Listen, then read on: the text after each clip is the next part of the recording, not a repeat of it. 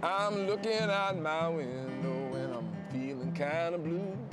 I ain't heard from my baby, did she find somebody new? So I called up her number. My favorite place to write is on the couch in the living room with the coffee table in front of me and a guitar in my hand. Nice, quiet, relaxed, and feeling really grounded.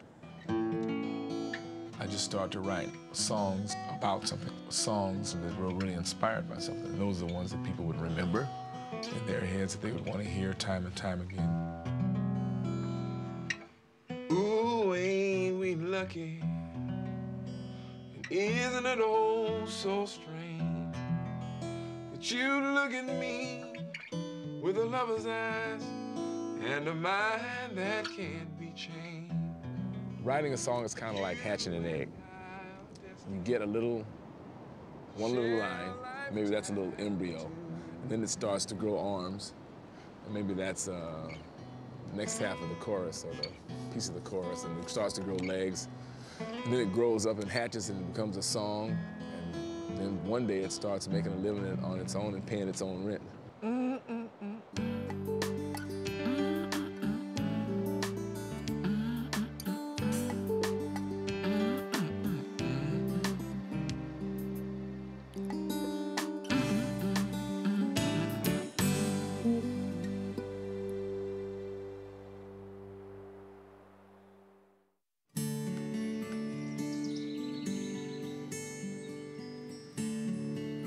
It's daybreak in New York's Columbia County.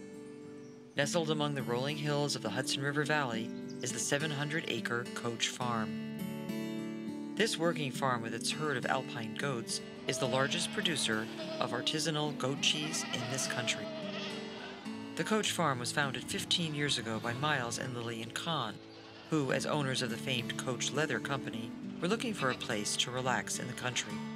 We were taking 3-day weekends, and we thought it might be a good idea to have a nice working farm we could go to on those 3 days just to change the scene a little bit. We had no notion of lying in a hammock. We weren't looking to retire. The thought was to get something completely different to do for 3 days a week and then go back refreshed to making leather goods. They decided to capitalize on the farm's location. It was just 2 hours from New York City, where there are some of the world's finest restaurants. We got this notion that if we had a good artisanal goat cheese that we were making on the farm and delivering it right to these restaurants, that it would be any different from the way it is in France, because no matter where you travel in France, at the end of the meal, the patron brings you a platter of goat cheeses, and they were brought in that morning by the local farmer. Miles and Lillian began with 200 alpine goats. Alpines were originally bred in France and are prized among cheesemakers for their milk, which has a high yield of solids. They also learned traditional cheese-making techniques. This was not going to be a cheese factory, and we learned how to do it from a French woman. Marie-Claude had 3 children and 26 goats, and at night when the children were asleep, she would make the cheeses in her kitchen. And we are, in fact, making our cheeses here exactly the way Marie-Claude did it in her kitchen. After a year and a half, Miles and Lillian sold their leather business in the city and became full-time cheesemakers. Today, Coach Farm counts 1,000 goats among its herd and produces an array of award-winning cheeses. While the cheese garners attention in public, the real stars of the farm are definitely the goats.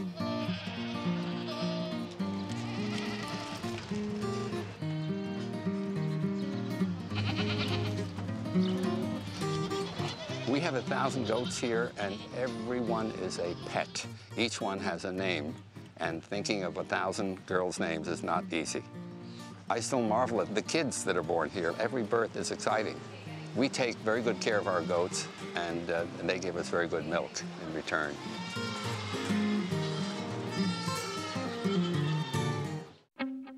Today, on Martha Stewart Living's The Art of Weddings, satisfy your sweet tooth with our salute to wedding cakes. You don't have to be headed down the aisle to appreciate this mouth-watering art form. From classical to whimsical, wedding cakes may be a tradition, but their designs are breaking new ground. Meet several talented cake artists famous in their own right, who will inspire your imagination and guide you in choosing your perfect wedding cake. I think wedding cakes are wonderful, and the bride should have her dream. For me, the tricky part is to translate her fantasy into a reality. Sit in with Sylvia Weinstock, who's almost as famous as the celebrities she bakes for, as she helps a bride envision the perfect cake for her wedding.